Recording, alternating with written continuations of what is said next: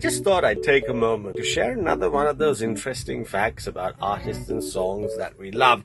Now, there's two versions of a track that we play here at Gold FM when it comes to the song Fire, right? There's the 1970s version, which is considered the original version by the Pointer Sisters. And then, of course, in the mid-90s, we had Babyface and Des'ree do their thing, which was super awesome too. Now, again, you'll hear both versions here on Gold FM, but did you know that neither one of those artists are the ones that wrote the song? Now, yes, the Pointer Sisters version will be considered the original because it was the first release, but that song wasn't even meant for them, right? The song Fire was actually written by Bruce Springsteen, right? And he didn't write it for himself either.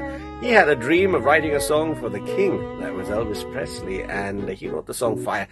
I can't help but wonder how wonderful it would have been if the king actually did the song Fire. And I've said this over the airwaves a couple of times too, but if he actually lived on and went on to do the song, it would have probably been the next era or the next step or the next phase in Elvis Presley's music. I mean, the 50s and 60s saw him doing the rock and roll, a touch of country, a little bit of gospel here and there and all of that. Mostly rock and roll, that's what we keep in mind because he's the king of rock and roll, right? But on top of that, he also would go on to touch a few other styles as his music got more mature towards the latter part of the 60s. Now, if he had been through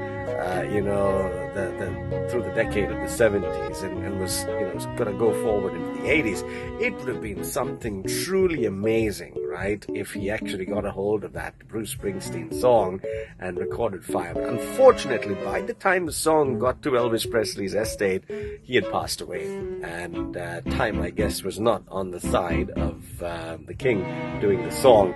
The song eventually went on to the Pointer Sisters in the latter part of the 70s, and the rest is history.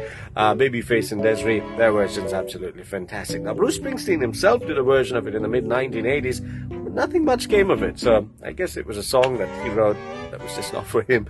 But I'm sure he's picked up some amazing checks in royalties, having two versions of that song become a huge hit. So a couple of facts, and obviously a couple of thoughts, and maybe even a few dreams about what could have become of the song Fire. And it's an amazing story. Hope you enjoyed that.